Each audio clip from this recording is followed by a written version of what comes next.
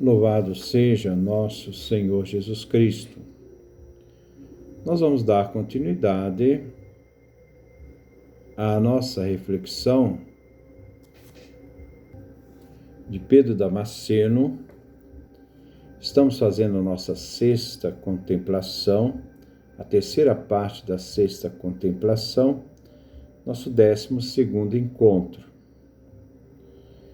E vamos, então, ouvir o que Pedro Damasceno nos diz. Quem recebeu o carisma do conhecimento espiritual se coloca como uma questão de um dom espiritual, é um carisma do conhecimento espiritual, de uma vida uma vida espiritual. Sabe que tudo é muito bom, não existe coisa má, tudo é bom. Quem se encontra apenas nos umbrais do conhecimento de Deus, está principiando, deve reconhecer humildemente que ignora isto. Ele ignora que tudo é bom. Ele sempre vai ter certos elementos que não são capazes, ele não é capaz de ver coisas boas naquilo que vê. E como ordena João Crisóstomo, confessar em todas as coisas: eu não sei. Não é vergonhoso dizer eu não sei. Se alguém afirmar que conhece a altura do céu, conhecimento sublime, eu afirmarei, e certamente estarei dizendo a verdade para aquele que afirma que conhece essa realidade sublime, que eu não sei. Uma pessoa já experimentada, como João Crisóstomo, irá responder eu não sei. Muitas vezes a pessoa soberba, que vai querer, pela sua própria vaidade, afirmar uma coisa que ela não atingiu ainda, e que ignora, inclusive, se este homem se engana acreditando saber, se há um princípio de engano nele, ou, como diz o apóstolo, ele de fato não sabe. É por isso que, com uma fé segura, e sempre interrogando os mais experientes, sempre ter um diretor espiritual, alguém adiantado para acompanhar as pessoas nesse caminho do aperfeiçoamento. Devemos receber, então, quais são os elementos fundamentais para nós atingirmos tudo isso? A doutrina da Igreja e o discernimento dos mestres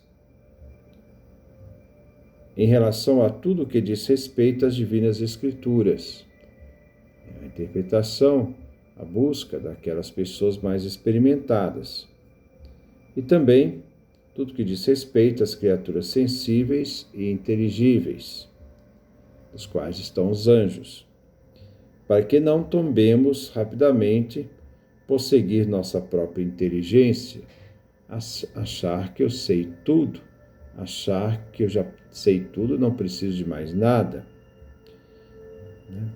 Como disse São Doroteu, Dionísio Areopagita aqui, em tudo devemos descobrir nossa própria ignorância.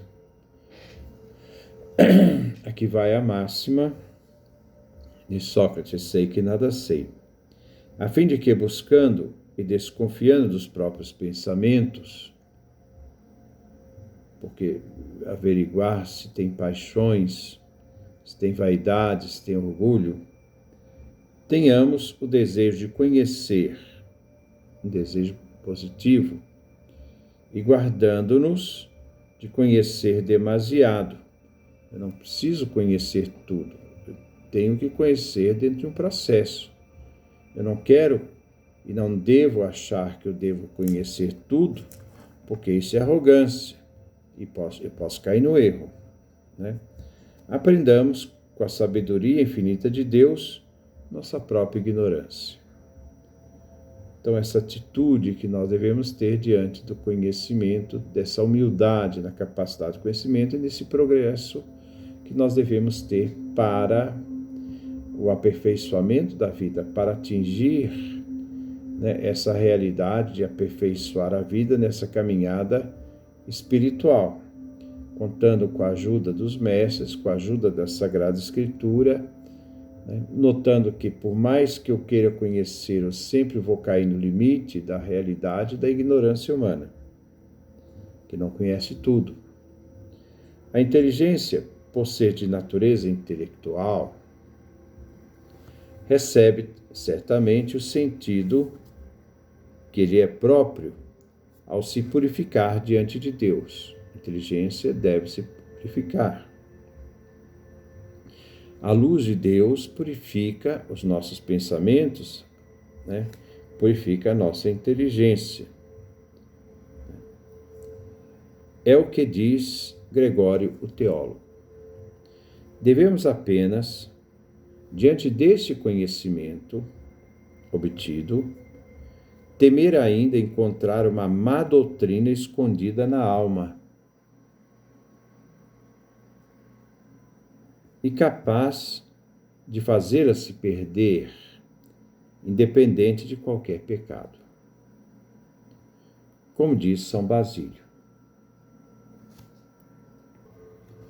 É por isso que não devemos, por negligência ou vã resolução, correr para essa contemplação antes do tempo. O grande problema da ansiedade é que nós queremos atropelar o tempo.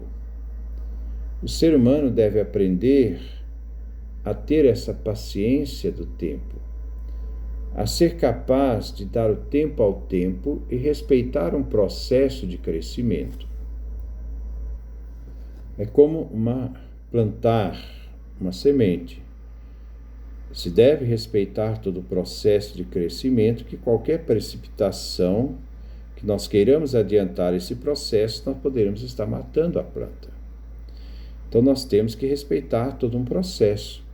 Não adianta precipitar.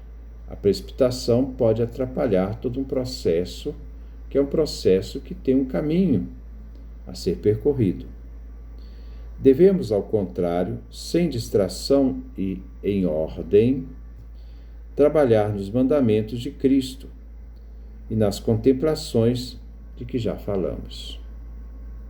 Então, estar sempre aprofundando esses mandamentos do Cristo Jesus, né, e nas contemplações que já foram faladas anteriormente. Somente depois que nós chegamos a este ponto, né, de ter lavado a alma pela paciência e pelas lágrimas do temor e do luto, depois de chegar a ver naturalmente e de ter a experiência dessas primeiras visões, que conduzido em espírito pelos anjos, o intelecto chega por si mesmo a tais contemplações. Então nós temos esse processo que deve ser respeitado. Todo ser humano tem um processo, tem um tempo próprio. O grande problema é que nós nos atropelamos e forçamos a ter, né, um sentido, a frutificar alguma coisa, forçando todo o processo. Não. Então nós devemos ter que tudo isso deve ter essa realidade, né, de passar por essas experiências e depois, sendo conduzido, chegar então a tais contemplações maiores, mais profundas. Mas se alguém é bastante audacioso para pretender atingir as coisas segundas antes das primeiras, porque tem gente que já quer chegar no fim sem ter passado pelo caminho. Tem gente que já quer atingir seus objetivos finais sem fazer o percurso. Saiba que não apenas lhe será impossível, porque nós não podemos queimar etapa, então é impossível atingir o objetivo que agrada a Deus, como também provocará em si numerosas guerras, em especial quando contemplar o homem, né? Você olhar para o homem em um olhar de contemplação, como aprendemos a propósito de Adão.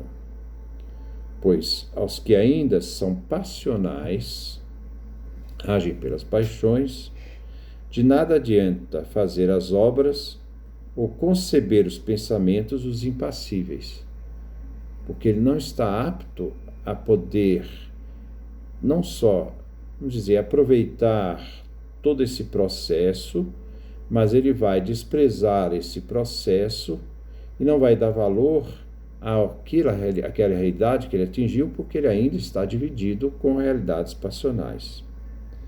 Assim como o alimento sólido não convém às criancinhas, embora seja útil aos adultos.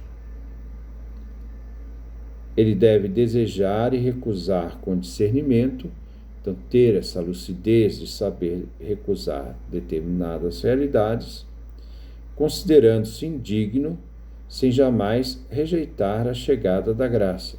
Então está sempre aberto à graça, porque esta abertura, esse consentimento à graça, que Deus vai agir em nós e realizar a sua obra com o nosso consentimento e o nosso encanto com as pessoas e com as coisas. Descobrir essa realidade do encanto. Porque muitas vezes nós vemos mais os defeitos porque nós não temos o encanto. Né? Por desespero ou preguiça. Né? Então, sem jamais rejeitar a chegada da graça, essa graça que chega, nós não podemos em nenhum momento rejeitá-la por desespero ou preguiça, nem ter a presunção de buscar as coisas antes do tempo, não atropelar o tempo, a fim de evitar que, por buscá-las antes que venham a seu tempo, então atropelando o tempo, como diz São João Clímaco, deixe de obtê-las mesmo quando cheguem.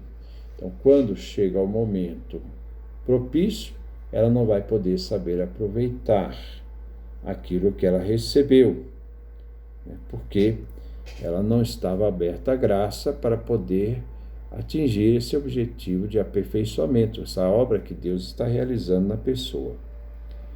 Pois então é possível que se perca, e nenhum homem, nem a Escritura poderá reencaminhá-lo. Ele já está totalmente viciado. Com efeito, se alguém tem seu objetivo em Deus, a sua busca de Deus como fundamento de toda a existência e sentido da vida, com humildade e paciência diante das tentações, essa atitude de ter paciência diante das realidades que nos são apresentadas, das tentações que advêm das realidades que enfrentamos, que lhe advierem, ele poderá tanto buscar uma coisa por ignorância, quanto nela se perder, que receberá o perdão de Deus da mesma maneira.